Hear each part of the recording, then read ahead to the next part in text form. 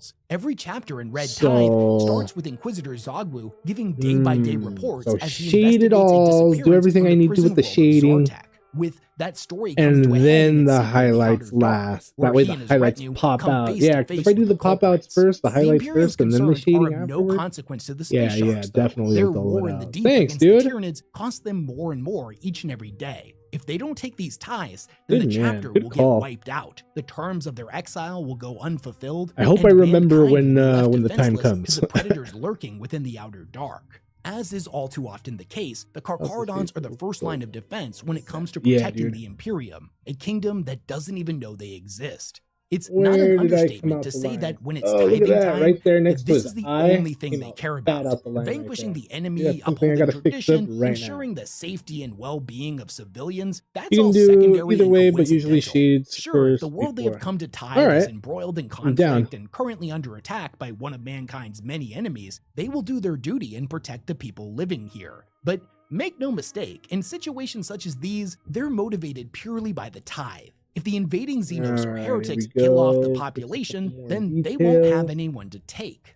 Likewise, it's hinted at in their stories that sometimes they'll have to make a hard decision. If the enemy they come up against when trying to take their tithe is too powerful, and thus the chapter will incur heavy losses not offset by said tithe, they may just end up leaving this world to its fate.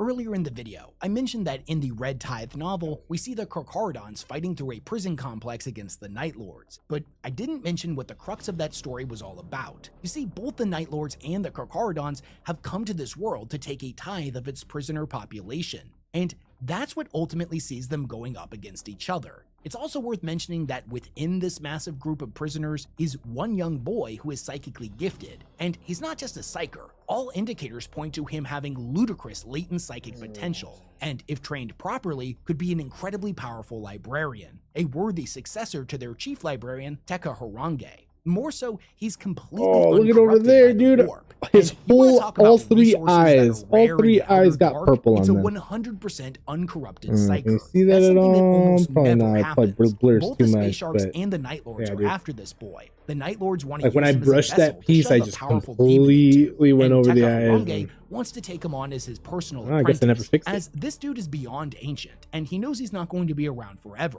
The chapter is going to need a powerful librarian to replace him in the future.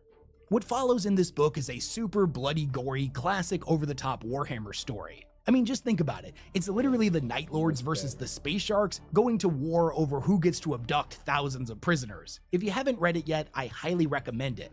Now, this whole example would definitely be considered an unconventional Red Tithe, but it is the best account that we have of one taking place. Also, I should briefly mention that as is depicted in the novel The Outer Dark, Now it's there looking is another type better. of tithe known as a Much Grey better. Tithe. This is where Yeah, the dude. Carcharodon will Good gather is up new. all of the archaeotech He's not that all they've managed to black-eyed claim in anymore. their travels, Like and then somebody trade it with welcomed the him to Explorator Earth. fleets of Probably the Will Adeptus Smith. Mechanicus in exchange for a tithe of guns, ammunition, machinery, and other resources necessary to keep their fleets operational. The overseeing of a Grey Tithe, as well as all of the expeditions to retrieve the required archaeotech for one, is It's overseen new, by a member of the like it chapter never even known happened, as the that's Harvester right. Prime, a role currently filled by a Kamu, company see master this? of the second You company. see this? I painted Whereas this with the in Red one go Tithes, with no that mistakes. responsibility falls to the Reaper Prime, a position currently held by Baal Shar, company I master wish of I the was third that company. good.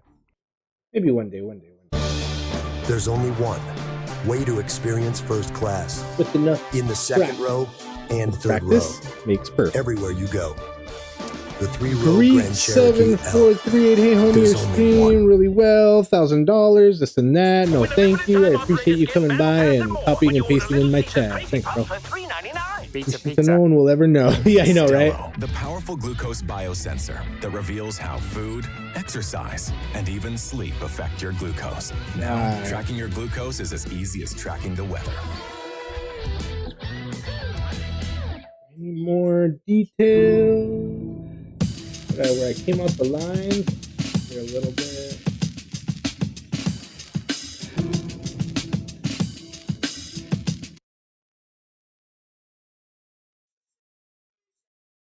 Our California dream is turning into a homeless nightmare for too many, and millions more are asking, where will I live?